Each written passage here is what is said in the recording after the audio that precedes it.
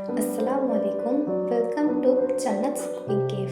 আজ আমি আপনাদের সাথে শেয়ার করতে চলেছি খুব সহজে ঘরে তৈরি উপকরণ দিয়ে কুকিজ তৈরি। তো চলুন রেসিপিতে যাওয়া যাক।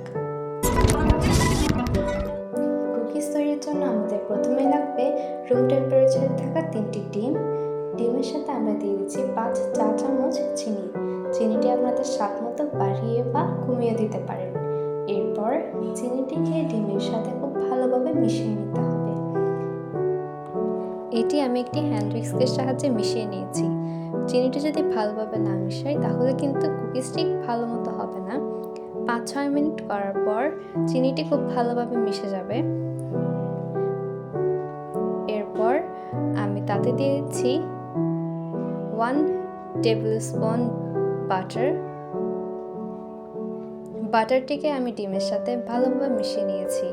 আপনারা চাইলে এখানে তেল দিতে পারেন, তবে তেলের বদলে বাটার দিলে কুকিজটি খুব ভালো হয়।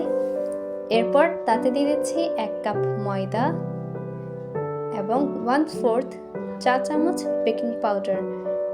এবং এখন বেকিং পাউডার এবং ময়দাটিকে ডিমের সাথে খুব ভালোভাবে মিশিয়ে নেব।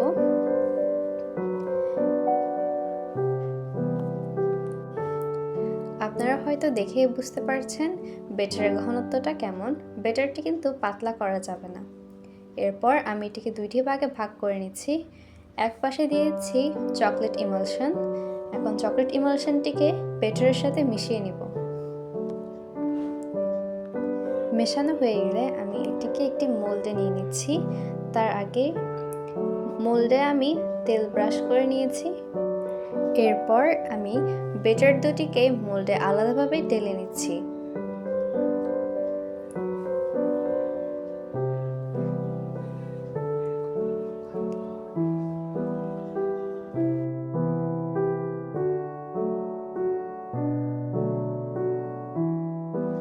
এরপর আমি এটি ওভেনে বেক হতে দিয়েছি 15 মিনিট। এরপর বেক হওয়ার পর আমি এটিকে আমার মনের মতো সাইজ করে কেটে নিয়েছি। আপনারা আপনাদের পছন্দ মতো সাইজ করে এটি কেটে নিতে পারেন। এরপর আমি আবারও কুকিজের 2 পাশকে 15 মিনিট করে ওভেনে আবারও বেক হতে দিয়েছি। মাশাআল্লাহ, কুকিজগুলো কিন্তু একদমই আমার মনের মতো হয়েছে। আপনারা অবশ্যই এটি বাসায় ট্রাই করবেন এবং আমাদের পাশে থাকবেন। ধন্যবাদ সবাইকে।